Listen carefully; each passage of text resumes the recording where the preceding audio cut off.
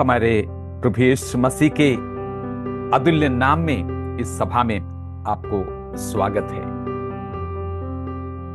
आज कलीसिया से संबंधित कुछ बातें आपके सामने मैं रखना चाहूंगा।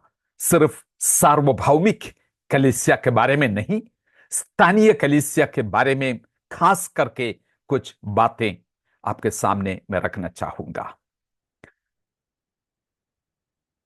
इफिसियों की पुस्तक 4 अध्याय 11 से लेके 15 पद तक, 16 पद तक जो हिस्सा है, एक बहुत ही महत्वपूर्ण हिस्सा है जिसको हम ध्यान देने की जरूरत है। सेवा के कार्य के लिए संतों को सुसज्जित करने के बारे में यह हिस्सा जो है हमें बताते हैं। इफिसियन 4 की 11 से आगे के हिस्सा मैं इस विषय की 3 शीर्षकों के अंतर्गत जांच करना चाहता हूं, आप लोगों के साथ मिलकर देखना चाहता हूं और इसमें से कुछ महत्वपूर्ण बातें देखना चाहेंगे। आज की पहला सभा में वरदान का उद्देश्य और स्वभाव, और अगली सभा में बढ़ोतरी का कुछ सिद्धांत, और तीसरे सभा में सुसज्जित करने की प्रायोगिक कुछ बातें आपके सामने मैं रखना चाहूंगा। वरदान का उद्देश्य और स्वभाव, बढ़ोतरी की सिद्धांत और सुसज्जित करने की प्रायोगिक बातें एक स्थानीय कलीसिया की संदर्भ में हम समझने की कोशिश करेंगे।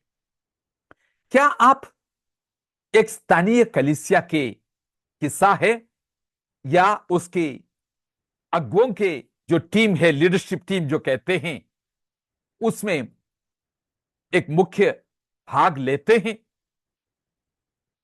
क्या अभी कभी आप कभी रुक के ये सवाल पूछा, कलीसिया के प्राचीनों के रूप में, अगुओं के रूप में, क्या आपने कभी रुक के ये सवाल पूछा, हफ्ते हफ्ते हम लोग क्यों यहां पे जमा हो रहे हैं? हमारा मुख्य एजेंडा क्या है एक अगुओं के टीम के रूप में? मुझे पक्का है आपके पास कई जवाब होंगे इस सवाल के लिए। आप बोलेंगे आराधना करने के लिए, परमेश्वर के वचन सिखाने के लिए, चेले बनाने के लिए, महान आज्ञा को पूरा करने के लिए और परमेश्वर को महिमा देने के लिए हम आते हैं। मेरे प्रियो, आपके उत्तर बिल्कुल सही है और बहुत बढ़िया है, लेकिन कुछ बातें उससे बढ़कर आगे आपके सामने मैं रखना चाहूंगा। कुछ चिंताजनक बातें आपके समक्ष में रखना इसलिए चाहता हूं क्योंकि मुझे लगता है कि हम इसको नजरअंदाज तो नहीं किया है। कई बातों में हम सहमत होते हैं, आप वचन ऐसे कहते हैं, यस मैं बिल्कुल इसमें सहमत हूं, लेकिन उद्देश्यपूर्ण कदम नहीं उठाते हैं उसी विषय पर। आपके संग मिलके इस वचन को हम ध्यान दें। अपने बाइबल खोल के आप देख सकते हैं, इफिसियों 4 की 11 और 12 पद को आप देख सकते हैं। सेवा के कार्य के लिए संतों को तैयार किया जाए, मसीह की शरीर की उन्नति के लिए, मसीह की शरीर उन्नति पाए। वाओ, कितना बढ़िया सब्जेक्ट है। संतों को तैयार करें और उसी के द्वारा मसीह की शरीर उन्नति पाए। कौन नहीं चाहता ये चीज? वचन उस उद्देश्य के बारे में बहुत सारी चीजें बताते हैं। खास करके इस हिस्से में जी उठा हुआ प्रभु यीशु मसीह ने कुछ वरदाने कलीसिया को देते हैं। ये प्रभु यीशु मसीह, जी उठा हुआ प्रभु यीशु मसीह की वरदाने हैं, अर्थात प्रेरित, भविष्यद्वक्ता, सुसमाचार सुनाने वाला, रखवाला और उपदेशक। इस वचन को अपने संदर्भ में लाके कुछ बातों की स्पष्टीकरण में देना चाहूंगा। इसका संदर्भ एक आउटलाइन के रूप में आपके सामने मैं रखूंगा। इफिसियों 4 की 11 से लेके आगे के हिस्सों को देखेंगे। 11 पद में एक आउटलाइन में बता रहा हूं, इसी में हम आगे बढ़ेंगे। 11 पद में प्रभु यीशु मसीह, जी उठा हुआ प्रभु यीशु मसीह कलीसिया को कुछ तोहफा, कुछ वरदाने ले रहे हैं, कुछ लोगों के रूप में, अगुओं के रूप में कुछ वरदाने दे रहे हैं। 12 पद में यह जो वरदाने दिया है उसके उद्देश्य या लक्ष्य के बारे में बताते हैं। उसमें पहले सेवा के कार्य के लिए संतों को तैयार करना, यह तो तत्काल में करने वाली एक उद्देश्य हो गया। मसीह के शरीर के निर्माण, ये दीर्घकालिक एक उद्देश्य है। और 13 पद में एक परिपक्व परमेश्वर के लोग, परमेश्वर की भरपूरी में जीने वाला ये लोग एक अंतिम उद्देश्य के रूप में हम देख सकते हैं। तात्कालिक, दीर्घकालिक और अंतिम उद्देश्य।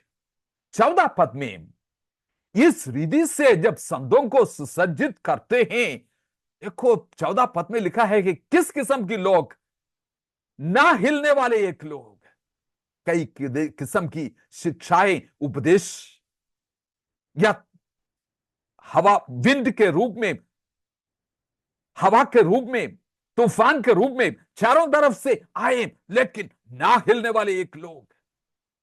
15 पद से लेके आगे पूरा 5 अध्याय की शुरुआत तक जब देखते हैं, एक ऐसे लोग जो सुसज्जित किए गए हैं और मसीह में बढ़ रहे हैं, उनके जीवन में क्या परिवर्तन परमेश्वर लाते हैं, उनके जीवन के बारे में हम देखते हैं।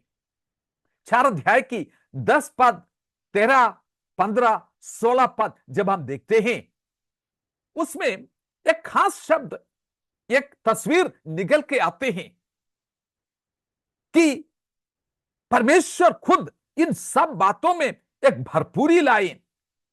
फुलनेस ऑफ क्राइस्ट, मसीह की भरपूरी और एक बढ़ोतरी, हर क्षेत्र में एक बढ़ोतरी, और शरीर जो है बड़ी अच्छी रीति से बिल्डअप होते जा रहे हैं। ग्रोथ, बढ़ोतरी हमें दिखाई देते हैं। तो सबसे पहले शीर्षक में हम जाएंगे वरदान का उद्देश्य और स्वभाव। कई चीजों की स्पष्टीकरण की जरूरत है, इसलिए बड़ी ध्यान से इस बात को सुनना। अपने पेन, लिखने वाली चीज जो है, नोटबुक साथ रख के इसको सुनेगा तो बहुत मजा आएगा आपको। 11 पद में लिखा है, और उसने कितनों को, सबको नहीं, कुछ कुछ लोगों को प्रेरित नियुक्त किया करके, प्रेरित करके कुछ लोगों को नियुक्त किया, भविष्यद्वक्ता करके, सुसमाचार सुनाने वाले और पास्टर या चरवाहे, रखवाले के रूप में और उपदेशक के रूप में उन्होंने नियुक्त करके दे दिया। वाओ। 12 पद में, जिससे पवित्र लोग सिद्ध हो जाए, वो परिपक्व हो जाए, हर कार्य जो सौंपा गया है उसके लिए तैयार हो जाए और सेवा के काम किया जाए। इसलिए दिया गया है इन लोगों को, और मसीह का देह उन्नति पाए, बिल्ड बॉडी। मसीह का लोग, देह, शरीर, कलीसिया उन्नति पाए। 13 पद में, जब तक कि हम सबके सब विश्वास और परमेश्वर के पुत्र की पहचान में एक न हो जाए। वाह, कैसे मजा आएगा एकता के साथ ऐसे लोग मिलकर जब काम करते हैं, और एक सिद्ध मनुष्य ना बन जाए और मसीह के पूरे डील डोल तक बढ़ न जाए, मसीह की पूरी परिपूर्णता में बढ़ न जाए। इन सारे उद्देश्यों को आप देख लीजिए। यह बड़ी उद्देश्यों को सामने रखते हुए इन वरदानों को प्रभु यीशु मसीह ने, जी उठा हुआ प्रभु ने अपनी कलीसिया को दिया। परमेश्वर जो है उदारता से देने वाला परमेश्वर है हमारा परमेश्वर। याकूब की 1 अध्याय उसकी 17 पद में लिखा है, अच्छे वरदान और उत्तम दान ऊपर से आते हैं, मतलब परमेश्वर की ओर से आते हैं। एक बहुत अद्भुत वरदान देने वाला हमारा परमेश्वर। यूहन्ना 3:16 हम सब जानते हैं, क्योंकि परमेश्वर ने जगत से ऐसा प्यार किया, उसने अपनी इकलौता पुत्र दे दिया। ऐसी वरदान देने वाले परमेश्वर। 2 कुरिन्थियों 9 अध्याय की 15 पद में कहते हैं, इस दान को देखते हुए पौलुस कहते हैं कि उस दान के लिए जो वर्णन से बाहर है, ये अवर्णनीय है। ऐसी वरदान परमेश्वर ने दिया। परमेश्वर के दानों के बारे में और उसके उद्देश्यों के बारे में बताने वाले 3 मुख्य पद जो नए नियम में है, आपके सामने मैं रखना चाहूंगा। सबसे पहले यह सिर्फ शीर्षक के रूप में आपके सामने रखूंगा, उसके विस्तार में मैं नहीं जाऊंगा समय की कमी के कारण से। पिता के वरदान जो जो परमेश्वर हमको देते हैं, ये पिता की ओर से वरदान है। रोमियो 12 की 3 का भाग है, वहां से 6 से 8 पद तक जो हिस्सा है, रोमियो 12 की 3 और 6 से 8, परमेश्वर ने हर एक को परिमाण के अनुसार विश्वास दिया है, वरदान दिया है। जो विश्वास के द्वारा नया जन्म पाए हुए लोगों के लिए परमेश्वर ने कुछ वरदाने दिया है। ये पिता की वरदाने जो है, जी उठा हुआ प्रभु यीशु मसीह के वरदान अलग से मैंने बताया। ये पिता की वरदान कलीसिया के लिए, अपने लोगों के लिए है, विश्वासियों के लिए दिया गया है जो नए नए जन्म पाए हुए हैं। अनुग्रह के अनुसार वरदान दिया है। कई वरदानों की जिक्र किया है वहां पे, उसको विस्तार में जाके पढ़ना। एक सवाल इनमें से एक एक को मैं पूछूंगा, ये कौन सी उद्देश्य के लिए दिया है? पिता वरदान किस उद्देश्य के लिए दिया है? 5 पद में वहां पे लिखा है, मसीह में एक देह होकर आपस में एक दूसरे के अंग है करके लिखा है। ये रोमियो 12 अध्याय की 5 पद में बोल रहा हूं। क्या उद्देश्य है ये वरदान पिता ने देने के लिए? मसीह में एक होकर आपस में एक दूसरे की अंग हो जाए। ये शरीर जैसे दिखते हैं ना, बिल्ड अप द बॉडी, शरीर को बढ़ोतरी के लिए पिता ने ये दिया है। दूसरा, पुत्र की वरदाने, इसके बारे में डिटेल में हम देखेंगे। इफिसियों की 4 की 11 से लेकर 13 पद तक जो 5-fold मिनिस्ट्री जो कहते हैं, 5 अलग अलग किस्म की सेवा करने वाले लोगों को परमेश्वर ने, प्रभु यीशु मसीह ने कलीसिया को दिया। ये पुत्र की वरदान है कलीसिया के लिए। इसका उद्देश्य क्या है? प्रभु की देह की बढ़ोतरी के लिए दिया है, वहां पे साफ लिखा है।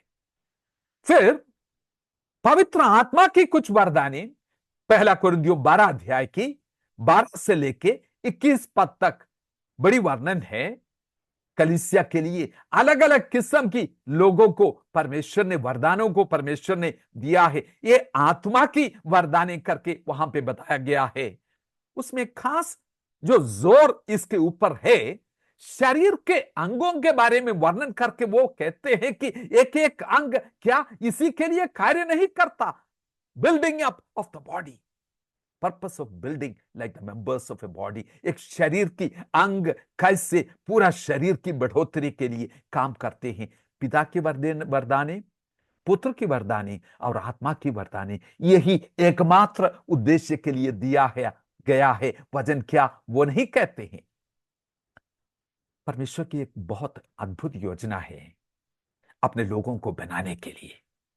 यह योजना है, मत्ती 16 की 18 में प्रभु यीशु मसीह ने इसकी घोषणा की, मैं अपनी कलीसिया को बनाऊंगा। अधोलोक की भाटक भी इसके ऊपर प्रबल नहीं हो पाएंगे। एक ऐसे अविनाशी बिल्डिंग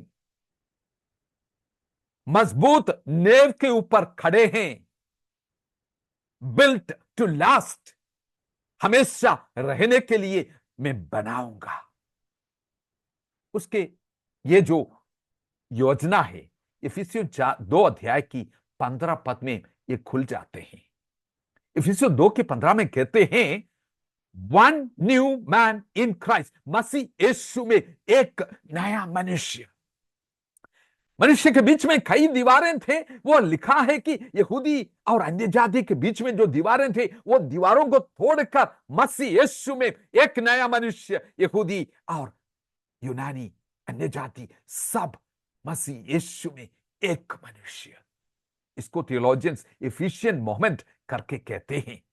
इफिसियों की 3 अध्याय की 10 पद में परमेश्वर की योजना की, प्रभु यीशु मसीह की योजना की एक और झलक दिखाई देते हैं। वो कहते हैं कि दुनिया के सामने मैं अपनी बुद्धि की एक प्रकटीकरण, दुनिया के सामने the multi coloured wisdom of God, दुनिया के सामने कलीसिया के द्वारा मैं प्रस्तुत करूंगा एक नई समाज, जो परमेश्वर की एक नई समाज। इफिसियों 3 की 15 में यह लिखा है, एक नई परिवार, एक नए समुदाय। 3 की 15 में आप देख रहे हैं यीशु ने घोषणा किया और उसकी झलक मसीह यीशु में एक नया मनुष्य, और उससे आगे बढ़कर कलीसिया करके ये सुंदर तस्वीर दुनिया के सामने, और एक नया समाज और एक नया समुदाय। कुछ स्पष्टीकरण कलीसिया की जो 5 किस्म की सेवकाइयां जो वरदाने प्रभु यीशु मसीह ने दिया है उसके ऊपर आज मैं फोकस करूंगा। और ये जो लोग हैं प्रभु यीशु मसीह के द्वारा सुसज्जित किया गया लोग है। इन वरदानों उनके देख के प्रभु ने उनको सुसज्जित किया है ताकि वो अपनी कार्य में कलीसिया की बढ़ोतरी के लिए कार्य करें। सबसे पहले प्रेरित। ये जो प्रेरित शब्द, आज के जमाने में कई लोग प्रेरित प्रेरित में अपोसल सो एंड सो करके ये नाम लेके घूम रहे हैं। प्रेरित, ये जो प्रेरित शब्द परमेश्वर के वचन में 3 खास अलग अलग संदर्भ में, अर्थ में हमें समझने की जरूरत है। प्रेरित शब्द का मतलब, अपोसल का मतलब है भेजा गया। तो एक सामान्य रीति से इस शब्द को समझ सकते हैं, जो भेजा गया है वो एक किस्म के परमेश्वर के अपोस्टोलोस, द सेंट, जो भेजा गया लोग है। यूहन्ना 13 अध्याय की 16 पद देख लीजिए। प्रभु यीशु मसीह खुद कह रहे हैं, जो भेजा गया है भेजने वालों से बढ़कर नहीं है। वो अपने बारे में वो बताते हैं, और वही प्रभु यीशु मसीह मत्ती 18 की 19 पद में अपने चेलों को भेज रहे हैं और बोल रहे हैं कि तुम जाओ। तो वो क्यों है, कौन है? वो भी भेजा गया है। सारे जो भेजा गया है वो सारे एक सामान्य अर्थ में समझेंगे तो ये प्रेरित है। उस किस्म से अगर बताया जाए, सारे मसीही लोग प्रभु यीशु मसीह के जो चेले हैं, आप और मैं, उनके लिए राजदूत के समान है, गवाह के समान है, प्रभु यीशु मसीह से भेजे गए हम सब है। लेकिन इफिसियों 4 की 11 में जिनको प्रेरित करके ठहराया है वो सब लोगों के बारे में नहीं है। वचन खुद कहते हैं, इसलिए हम ये समझ निष्कर्ष पर पहुंच सकते हैं कि ये सामान्य मतलब से नहीं है, कुछ और मतलब से है। ये सबके लिए नहीं है, कुछ प्रेरित है। दूसरा, एक विशिष्ट संदर्भ में ये प्रेरित शब्द बाइबल में इस्तेमाल किया है, नए नियम में इस्तेमाल किया है। द 12 लोग जो प्रभु यीशु मसीह ने चुना है, जिनको प्रेरित ठहराया है, साफ मैं बताना चाहता हूं, सुनिए ध्यान से, उनका कोई उत्तराधिकारी नहीं है। 12 को प्रभु यीशु मसीह ने नियुक्त किया और उसमें से एक चले गया तो और एक फिर आएगा, फिर और आएगा। ये ऐसे कोई उत्तराधिकारी नहीं है। पतरस की कोई उत्तराधिकारी नहीं है, ऐसे प्रेरित नहीं है। क्यों? इसके लिए कुछ योग्यता होते हैं, ये प्रेरिताई के लिए। मरकुस 3:14 में प्रभु यीशु मसीह जिनको बुलाया, उनको नियुक्त किया उनके संग रहने के लिए, ताकि वो बाद में भेजा जाए। लूका 6:13 कहते हैं, 12 लोगों को उन्होंने चुना और उसको चुना और प्रेरित कहा। ध्यान से सुनिए, उनको नाम दिया गया, ये चुने गए 12 है, ये प्रेरित कहलाया जाएगा। प्रेरितों की पुस्तक 1 अध्याय उसकी 21 और 22 पद में वो संदर्भ आप जानते हैं, जूडास इस्करियत निकल जाते हैं, खत्म हो जाते हैं। उसके बाद जो है, बाकी प्रेरितों ने मिलकर बोला, तो एक जगह खाली हो गया, इसको हमें भरने की जरूरत है। लेकिन उन्होंने बोला कि ये उसके लिए वही योग्य होगा। शुरुआत से लेके इस सेवकाई में हमारे संग रहा, प्रभु यीशु मसीह के को अपने आंखों से देखा है, इस सेवकाई में हिस्सा लिया है। सिर्फ उन्हीं में से ही कोई व्यक्ति इसके लिए योग्य ठहराया जाएगा करके उन्होंने मत्थियास को चुना। हम जानते हैं वो हिस्सा। तो प्रेरित लोग सब जानते हैं कि ये प्रेरिताई जो है, कोई जो मर्जी है उसको नहीं रख सकते हैं। तब आप पूछेंगे ये सवाल, फिर पौलुस कैसे प्रेरित बन गया? 2 कुरिन्थियों 11 अध्याय की 5 पद में और 1 कुरिन्थियों 15 अध्याय में और गलतियों की 1 अध्याय में पौलुस इसका बिल्कुल स्पष्ट जवाब देते हैं। इसलिए मैं उसको विस्तार में नहीं बताऊंगा। पौलुस प्रभु यीशु मसीह के चुना हुआ प्रेरित है। प्रभु यीशु मसीह को उन्होंने अपने आंखों से देखा है, पार्थिव शरीर में नहीं, जी उठा हुआ प्रभु यीशु मसीह को उन्होंने देखा है, उनके संग चला है, उनसे सीखा है, और वो खुद कहते हैं कि मुझे प्रेरित नियुक्त किया गया है। तो ये 12 प्रेरित एक अलग झुंड है, ये उनमें से भी नहीं है। तो इफिसियों 4:11-12 में जो प्रेरित कहलाया जाता है, ये फिर कौन है? ये तीसरा, ये सामान्य एक हो गया, विशिष्ट 12 हो गया, और उसके बाद तीसरी एक अर्थ में इसको, ये प्रेरित शब्द को हम समझ सकते हैं, पीपल विथ अपोस्टोलिक मिनिस्ट्रीज। प्रेरित की सेवकाई सौंपा गया लोग। यह प्रेरित नाम लेने वाले नहीं है, प्रेरित की सेवकाई सौंपा गया लोग। 1 कुरिन्थियों 12 अध्याय की 28 पद, परमेश्वर ने कलीसिया में अलग अलग व्यक्ति नियुक्त किया है। पहले प्रेरित, दूसरा भविष्यद्वक्ता, तीसरा शिक्षा देने वाला, और इत्यादि। 29 पद कहते हैं सारे प्रेरित नहीं है। यह प्रेरित कौन है?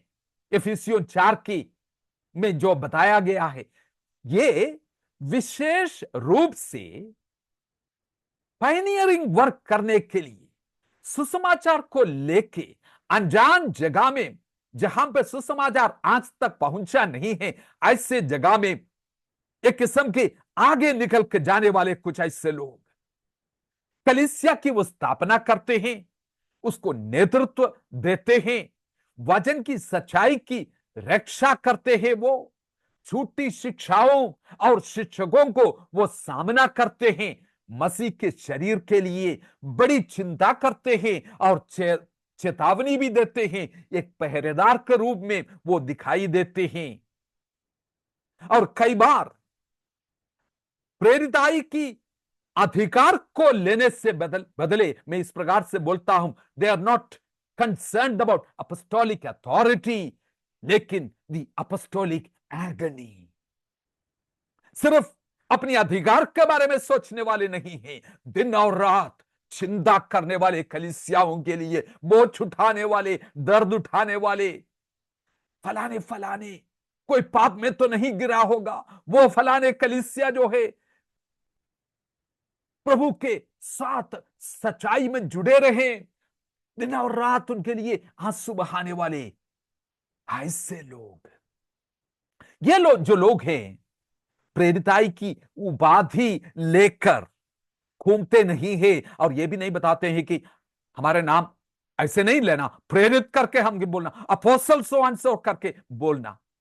मैं एक साफ बात आपको बता रहा हूं, जो लोग इस बात को प्रेरित सो एंड सो करके जो बता के अपनी भाषण देते हैं ना, उन लोगों को सुनना नहीं है।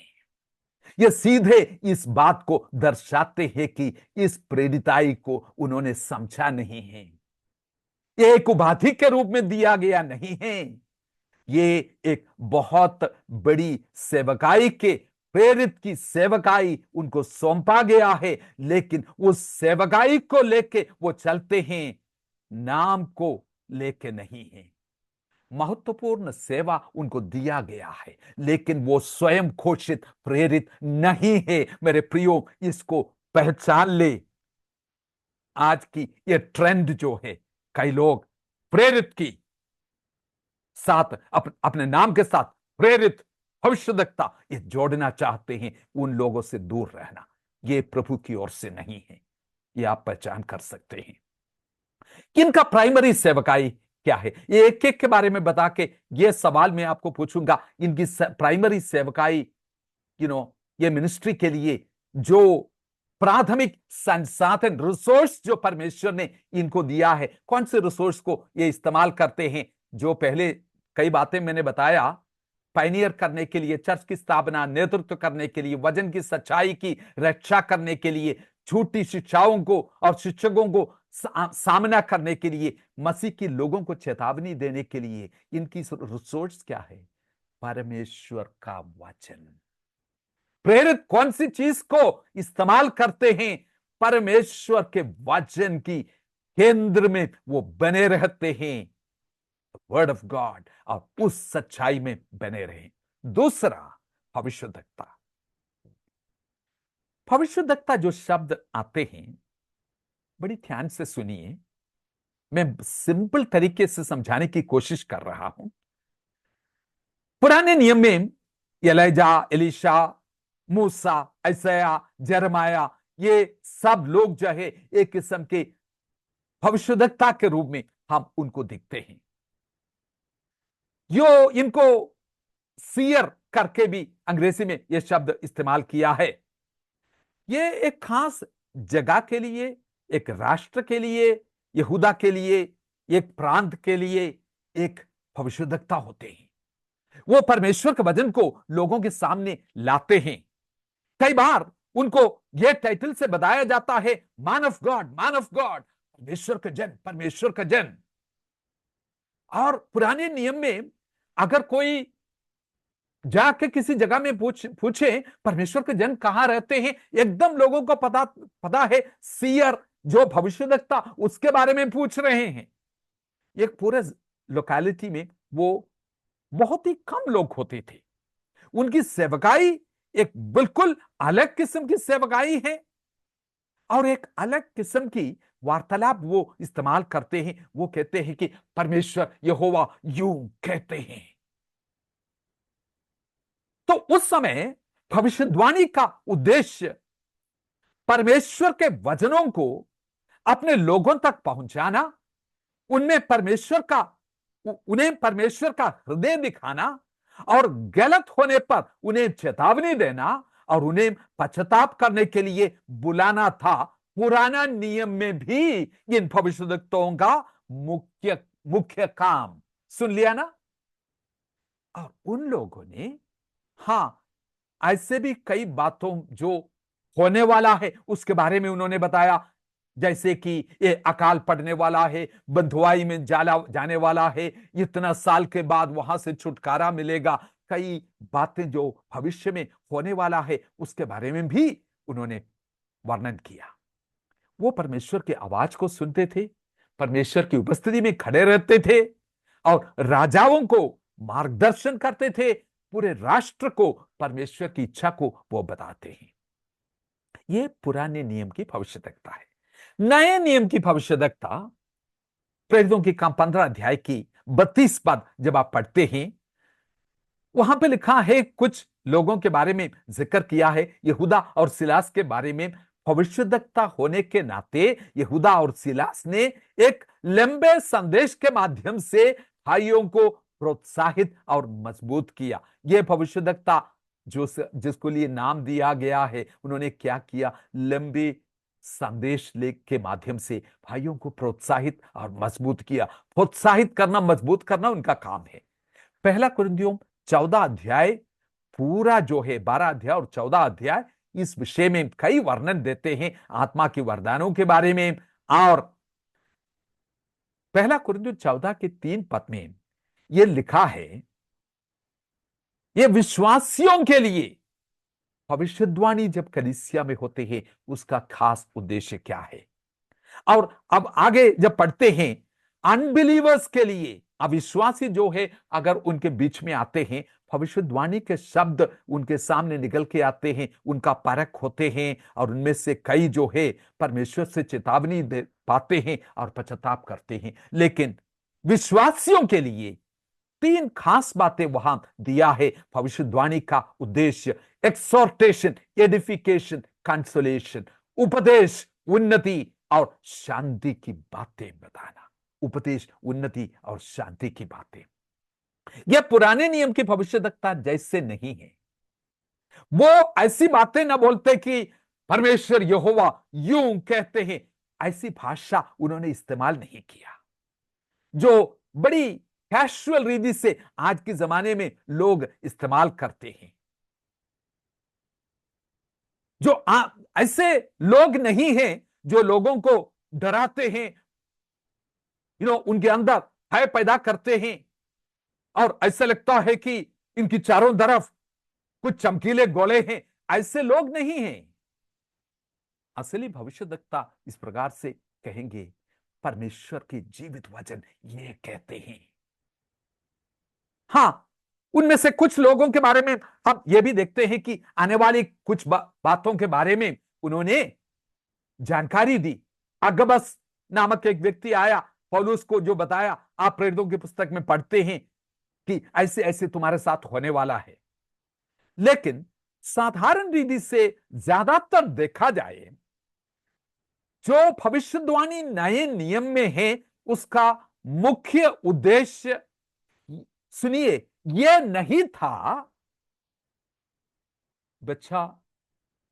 बच्चों की जिन्होंने एग्जाम दिया है कौन सा नंबर से पास हो जाएंगे, उसके बारे में नहीं था। तुम्हारा जीवन साथी जो होने वाला है उसका नाम की पहला अक्षर यह था, बताने वाले नहीं था। और वीसा के लिए जो अप्लाई किया है वो आएगा नहीं आएगा यह बताने वाले नहीं था। सुनामी आने वाला है करके लोगों को डराने वाले नहीं था। मेरे प्रियो, ये जो चेतावनियां है बिल्कुल स्पष्ट रूप में प्रभु के आगमन तक क्या होने वाला है, मत्ती की 24 अध्याय में और कई जगहों में प्रभु यीशु मसीह ने खुद बोला और लिखा हुआ वचन में बहुत चेतावनियां हैं। हमें बाहर से कोई चेतावनी की जरूरत नहीं है। तो यह भविष्यवाणी किस उद्देश्य के लिए दिया गया था? 3 बातें मैंने पहले बताया, विश्वासियों के लिए उपदेश, उन्नति और शांति की बातें। कलीसिया की उन्नति, यह परमेश्वर के लोगों को पवित्रताई में बढ़ाने के लिए, मसीह की डीलडोल में लोगों को बढ़ाने के लिए, यह तात्कालिक लाभ के बदले अनंतता के ऊपर नजर रखे हुए लोग थे।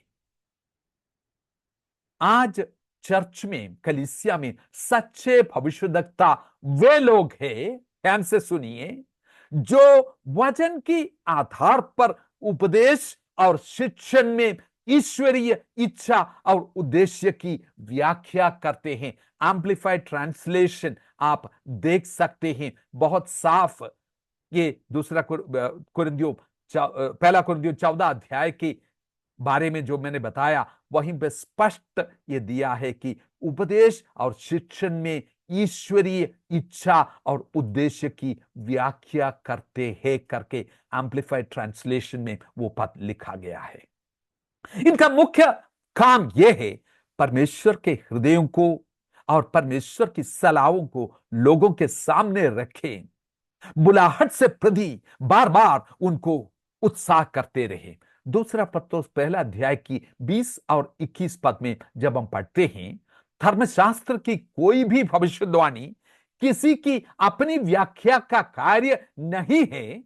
कोई भी भविष्यवाणी कभी भी मानवीय इच्छा के आधार पर नहीं की गई, पवित्र आत्मा से प्रेरित होकर मनुष्य परमेश्वर की ओर से बोलते थे। जब हम ये पढ़ते हैं, एक बात को ध्यान में रखना, ये सिर्फ बाइबल की वचन लिखा उन लोगों के लिए है। आज कोई ये नहीं कह सकते हैं कि आत्मा ने मुझसे प्रेरित किया, जो मैं बोल रहा हूं परमेश्वर का वचन है। उस तरह की वचन आज नहीं होते हैं। लेकिन ये लोग कौन है? ऐसे लोग जिनको परमेश्वर के वचन की गहरी समझ है, एक ताजा समझ वचन से वो लेकर सामने रखते हैं। कोई नई चीज नहीं, जो वहां पर था उसको लोगों के सामने लेकर रखते हैं, और ऐसा लगता है कि एक नई प्रकाशन परमेश्वर की ओर से आए हैं। सारे भविष्यवाणी परमेश्वर के वचन के साथ तालमेल रखना जरूरी है। जो भी भविष्यवाणी आप सुनते हैं, पहला थिस्सलुनीकियों 5 अध्याय की 18 पद कहते हैं कि इस भविष्यवाणी को लेके आपको क्या करना है? एग्जामिन एवरी प्रोफेसी, उसको जांच करना है। किस चीज में जांच करेंगे? आधार क्या है? परमेश्वर के वचन के साथ उसके जांच करेंगे। वचन के संदेश के साथ इसका तालमेल है, वचन की सत्य के साथ ये अनुरूप है, ये वचन से तालमेल रखते हैं, ये लगातार उसी चीज को बताते हैं, इधर एक उधर एक नहीं। अंग्रेजी में अगर बताया जाए, correspondence, consistency and conformity to the truth of God's word. संदेश सत्य के अनुरूप और वचन से तालमेल। भविष्यवाणी देने वाले जो है, अगुवाई के अधीन में रहने वाला और जवाबदेही रखने वाला लोग होना बहुत ही जरूरी है।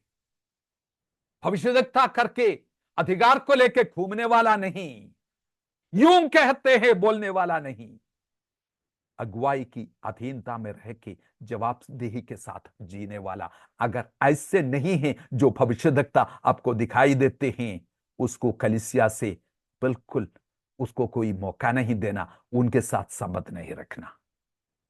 तो भविष्यवक्ता के प्राथमिक संसाधन, प्राइमरी रिसोर्स क्या है? प्रेरिताई के लिए मैंने बताया परमेश्वर के वचन, इनके लिए क्या है? परमेश्वर का वचन। तीसरा, जो सुसमाचार सुनाने वाला। 3 रेफरेंसेस है इफिसियों 4 का 11 में, प्रेरितों की पुस्तक 21 की 8 में, और दूसरा तिमोथी 4 के 5 में सुसमाचार सुनाने वाला। ये जो इंस्ट्रक्शन है दूसरा तिमोथी 4 के 5 में, तिमोथी जैसे एक पास्टर को बताया जाता है कि तुम जो है सुसमाचार सुनाने वाला जो काम है पूरा करना है। मेरे प्रियो, ये सुसमाचार सुनाने वाला, सब लोग ये सुसमाचार सुनाने वाला एक तरफ से है, लेकिन जब खास करके इवेंजलिस्ट गिफ्ट के रूप में कलीसिया को दिया है, वो कौन है? जब हम जानते हैं कि सब लोग सुसमाचार की घोषणा के लिए बुलाए गए हैं, लेकिन कलीसिया में कुछ ऐसे लोगों को हम पहचानते हैं। परमेश्वर के दास बिली ग्राहम का नाम, जिप्सी स्मिथ का नाम मेरे सामने आते हैं। जिन्होंने पूरी जिंदगी की जीवन काल में पूरा जो है सुसमाचार की सेवा में वो लगी रहा, प्रभावशाली गवाह रहा। और जब वो सुसमाचार को बताते हैं, लोग बताते हैं कि कितनी स्पष्ट रूप में, वो सरल रूप में वो बताते हैं। पहला कुरिन्थियों 12 अध्याय की 28 पद में जो पहला, दूसरा, तीसरा जो ऑर्डर दिया गया है, प्रेरित, भविष्यद्वक्ता और टीचर, लेकिन यहां पे जो है वो ऑर्डर थोड़ा सा बदल गया है।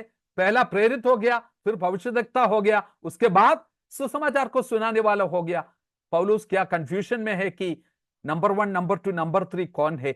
मुख्य बात ये समझना, देखो ये भी देखना कि पहला कुरिन्थियों 12 की 28 से नीचे देखे, मिरेकल वर्कर्स, जो चमत्कार करने वाले लोग जो है बहुत नीचे है उस लिस्ट में।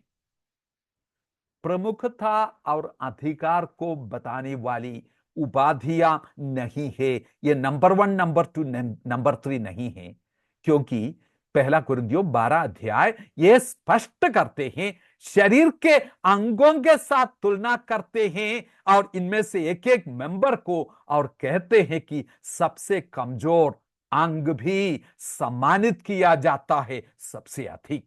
तो ये कोई ऐसे हायरार्की नहीं है, ये साफ समझना, प्रेरित बोलने से मैं सबसे ऊपर रहेंगे और फिर नीचे नीचे आते हैं, ऐसे नहीं है। उनका, इन लोगों का जो सुसमाचार सुनाने वाला का प्राथमिक संसाधन क्या है?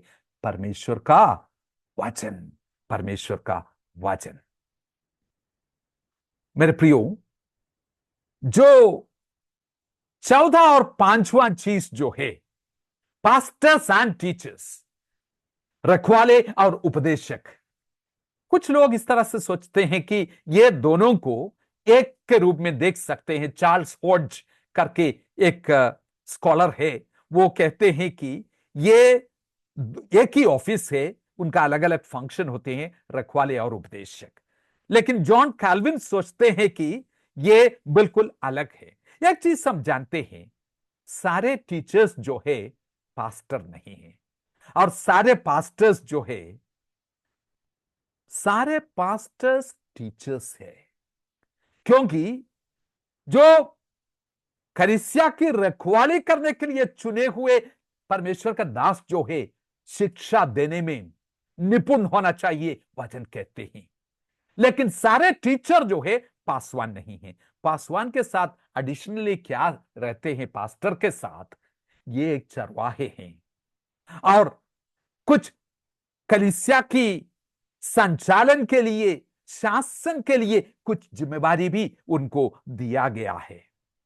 ये लोग क्या, इनका प्राइमरी रिसोर्सेस, प्राथमिक संसाधन क्या है? क्या सिखाते हैं? परमेश्वर के वचन में क्या दिखाने की कोशिश कर रहे थे?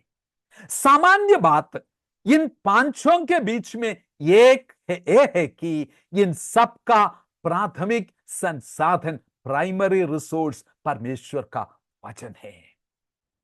वचन की और अगुओं की अधीन रह के ये कार्य होते हैं। कलीसिया को गिफ्टेड टीचर्स की जरूरत है, ऐसे शिक्षा देने वालों की जरूरत है। मत्ती 18 उसकी 19 और 20 पद में कलीसिया की को महान आज्ञा देते हैं, और उनको जब भेजते हैं, उनको बताते हैं कि चेले बना के क्या करना है। जो प्रभु यीशु मसीह ने शिक्षा दी, इन सारे बातों को अनुसरण करने के लिए उनको सिखाना है। कलीसिया की बढ़ोतरी में खरी शिक्षाओं की कमी से बड़ी खतरा नहीं है।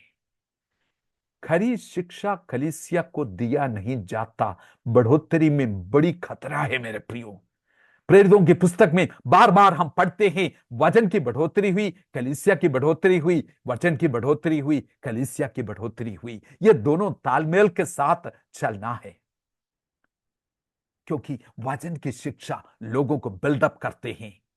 झूठे शिक्षा देने वाला शरीर को तोड़ देते हैं।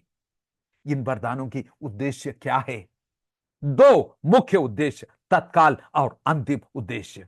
सबसे पहला उद्देश्य संतों की सेवकाई के लिए तैयार किया जाए। इसको विस्तार में बाद में मैं बता दूंगा क्या है यह सेवकाई, लेकिन छोटी सी मैं बता दूंगा। जो सर्विस, सेवकाई जो परिभाषा किया है डियकोनिया, वही जो सर्विस जो प्रभु यीशु मसीह करने के लिए इस संसार में आया। जो सेवकाई के लिए कलीसिया बुलाए गए हैं, इनमें से सारे जो है इसकी हिस्सा बन जाएंगे। परमेश्वर के लोगों को सेवकाई की अलग अलग जो मल्टी फैसेट्स जो है परमेश्वर के राज्य की, उसी के लिए उनको तैयार करना है। मैं बाद में विस्तार में यह बता दूंगा अगली सभा में कि इन बातों के बारे में अनजान रहने के कारण से, सुसज्जित ना होने के कारण से कलीसिया में खालीपन महसूस होते हैं। ये ऐसी बात नहीं है कि चलो कलीसिया में सब लोगों को कुछ न कुछ करने के लिए मौका दें, इसको ये दें, उसको प्रार्थना करने के लिए बोले, इसको वचन पढ़ने के लिए बोले। ये नहीं है, खास सुन लीजिए, कुछ करने के लिए मौका दें नहीं है।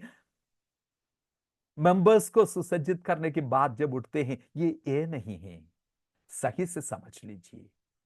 ये अधिकतम भागीदारी नहीं है, ये जानबूझकर संतों को अगुओं के द्वारा सुसज्जित किया जाना है। बाद में और विस्तार में बता दूंगा अल्टीमेट उद्देश्य क्या है, अंतिम उद्देश्य क्या है। प्रभु की देह की उन्नति के लिए कौन नहीं चाहते हैं।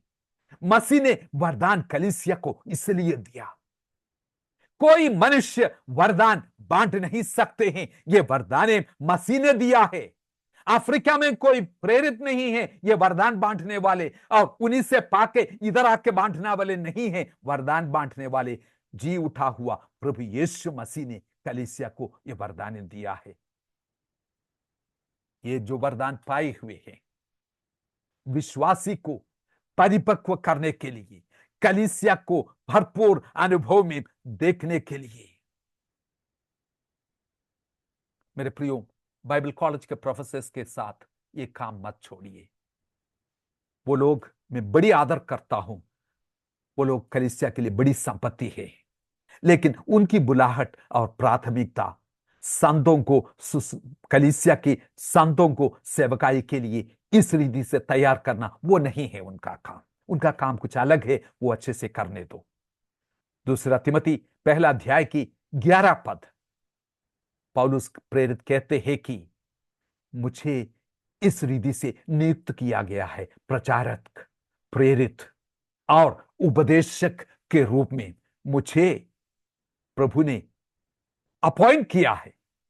एक ही व्यक्ति, अलग अलग गिफ्टिंग उसके अंदर। मुझे लगता है कि कई बार उन्होंने भविष्यवाणी भी बहुत स्पष्ट रूप में किया, लेकिन वो कभी यह दावा नहीं किया मैं भविष्यवक्ता पौलुस कहता हूं। आज की सभा में हमने देखा वरदान की स्वभाव, उसके उद्देश्य के बारे में हमने देखा।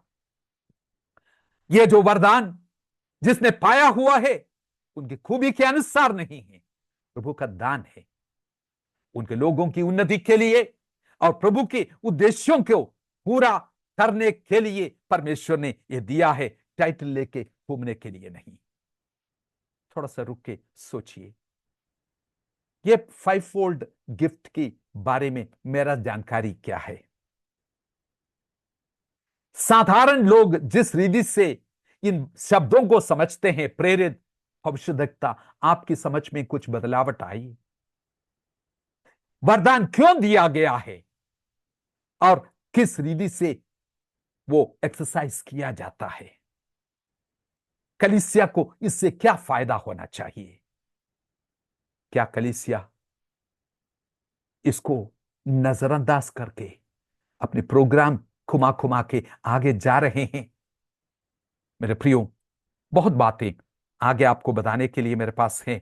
अगली सभा के लिए इंतजार कर दीजिए। मेरी आशा है कि बड़ी दीनता और नम्रता के साथ सब कुछ जानने वाले व्यक्ति के रूप में नहीं, आपके साथ मिलकर सीखने वाले एक व्यक्ति के रूप में इन सवालों को मैं उठाता हूं, आपके सामने रखता हूं। मेरी आशा है कि परमेश्वर इस वचन के द्वारा आपसे बातचीत करते रहे, कलीसिया के रूप में, प्राचीनों के रूप में इन वचनों को सुने और सिखाएं और इसकी पालन करें। प्यारे प्रभु जी, आपके लोगों को तेरे सामर्थ्य हाथ में देते हैं, जीवित वचन इनके अंदर कार्य करने पाए, कई सवालें इनके सामने उठाने पाए, वचन के सामने डरते और कांपते हुए अपने आप को नम्र करने पाए, अपनी कार्य प्रणाली जो चल रहे हैं वचन की आधार पर उसको जांचने के लिए एक एक को हिम्मत दे, मसीह का एक स्पिरिट इनके अंदर दे, दीनता और नम्रता की आत्मा दे और आपके सामने अर्पण करने के लिए मदद करें। आदर और महिमा जीवते परमेश्वर को देते हैं, ये मांगते हमारी उद्धारकर्ता और जीवित परमेश्वर प्रभु यीशु मसीह के नाम से सुनव दया से ग्रहण कीजिए। आमीन, आमीन। God bless you my brothers and sisters. प्रभु आपको आशीष दे।